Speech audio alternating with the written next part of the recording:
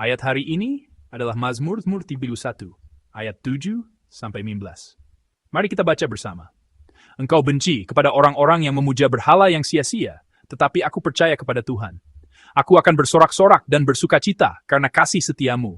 Sebab engkau telah menilik sengsaraku, telah memperhatikan kesesakan jiwaku, dan tidak menyerahkan aku ke tangan musuh, tetapi menegakkan kakiku di tempat yang lapang. Kasihanilah aku ya Tuhan, sebab aku merasa sesak. Karena sakit hati mengidaplah mataku, meranalah jiwa dan tubuhku.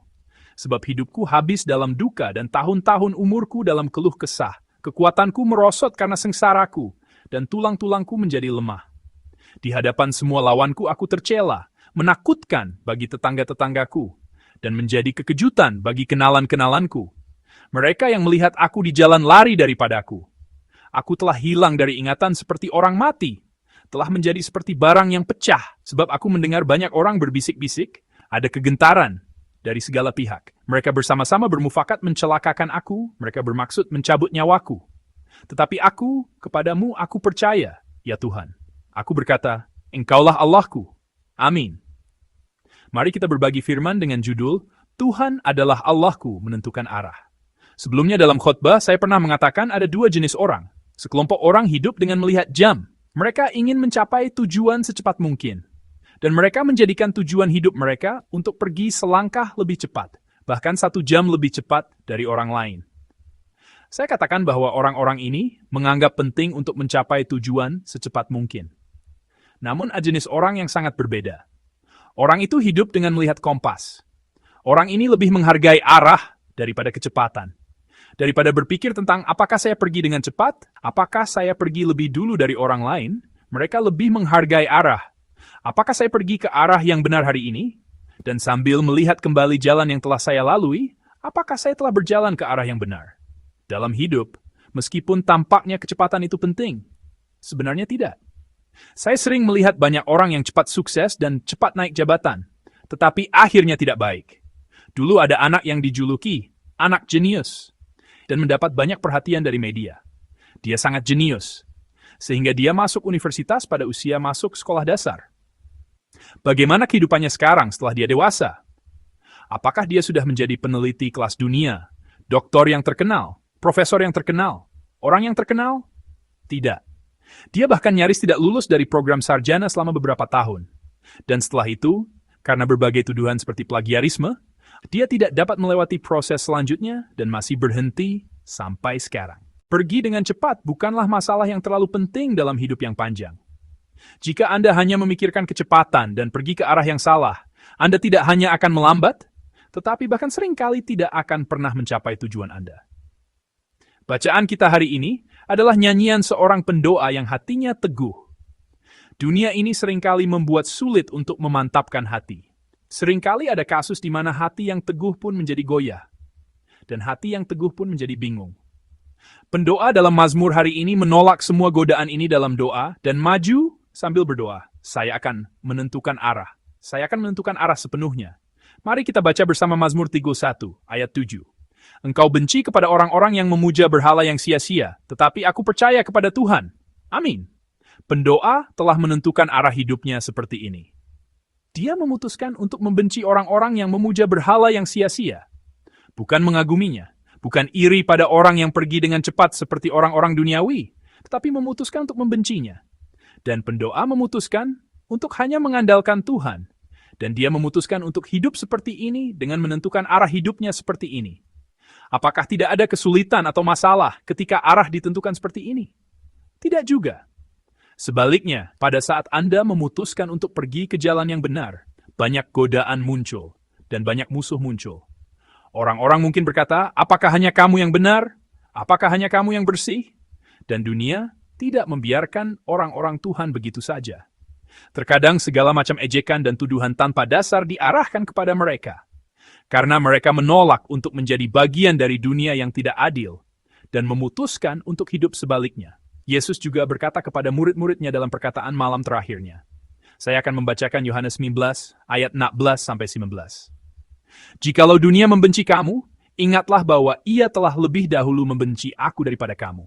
Sekiranya kamu dari dunia, tentulah dunia mengasihi kamu sebagai miliknya.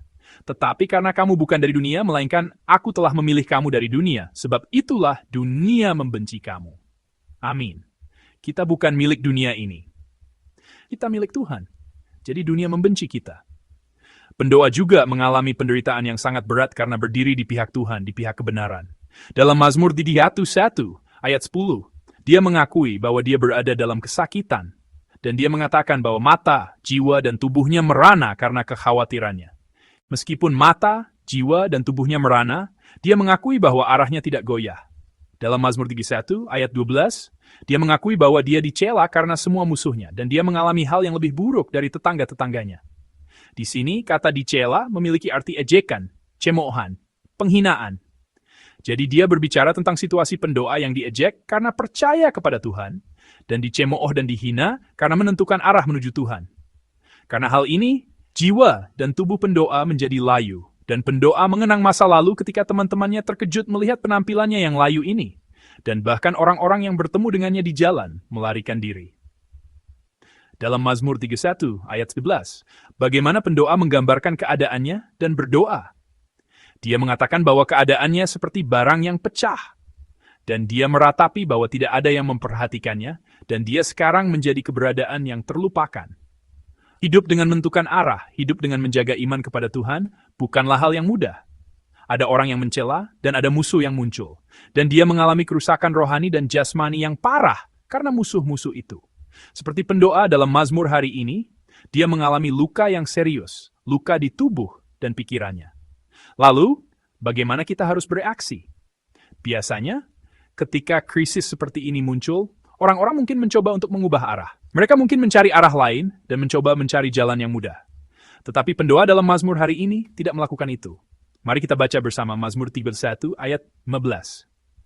Tetapi aku, kepadamu aku percaya ya Tuhan, aku berkata Engkaulah Allahku. Amin. Di sini, pendoa membuat pengakuan yang luar biasa. Pendoa dalam Mazmur berjanji bahwa dia tidak akan mengubah arah. Dia mengatakan arah yang pasti, aku akan percaya kepadamu. Dan dia mengakui, Engkaulah Allahku. Dia dengan berani menyatakan kepada dunia bahwa dia akan mengikuti Tuhannya, yang adalah Allahnya, seperti dulu, seperti sekarang, dan seperti di masa depan. Ada satu ungkapan yang sangat penting dalam Mazmur 31 sini. Ungkapan itu adalah, ungkapan tetapi aku. Tetapi aku. Sebelum menjelaskan tetapi aku, Mazmur 31 ayat 15 sangat indah ketika dibaca dalam bahasa Ibrani. Saya akan membacakannya dalam bahasa Ibrani. Wa ani aleika batakti Adonai amarti Elohayata. Amin. Mazmur 31 ayat 15 dimulai dengan wa ani aku dan diakhiri dengan ata engkau. Kalimat ini dimulai dengan aku dan diakhiri dengan engkau. Dalam kalimat ini kita dapat melihat bahwa arah saya ada pada engkau. Hanya Tuhan kita. Aku sedang menuju engkau. Aku sedang maju menuju engkau. Kalimat ini yang dimulai dengan aku dan diakhiri dengan engkau, seolah-olah memberitahu kita bahwa arah hidup kita harus seperti ini, menuju engkau. Menuju engkau yang merupakan titik akhir menuju Tuhan kita. Inilah arah kita. Harus selalu tanpa perubahan, arah saya adalah engkau, Tuhan kita. Saya percaya ini harus menjadi pengakuan kita. Pendoa dalam Mazmur menerima banyak godaan sambil mengalami kesulitan dan pencobaan. Apakah dia harus mengubah arah? Jika saya hanya berpura-pura tidak tahu, jika saya hanya menutup mata sekali, bukankah itu akan menjadi lebih mudah? Setidaknya bisakah saya menghindari pencobaan ini? Dia mungkin memikirkannya puluhan, ratusan kali. Namun, pendoa memutuskan seperti ini. Tetapi aku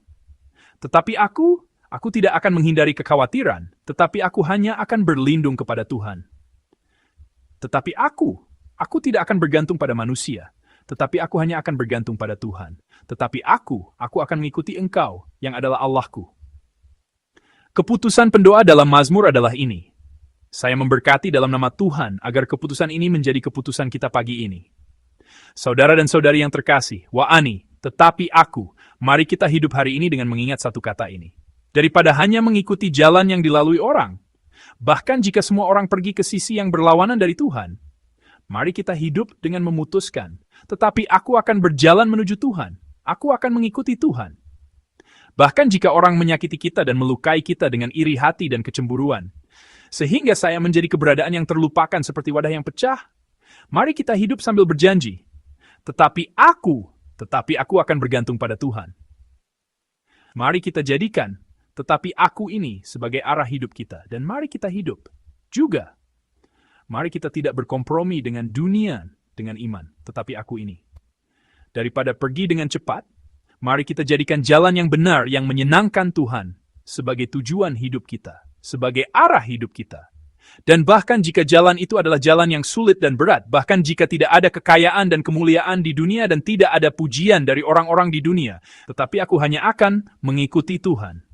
Tuhan adalah Allahku. Saya memberkati dalam nama Tuhan, agar hari ini menjadi hari di mana hidup dengan kemenangan, dengan keputusan, dan pengakuan ini.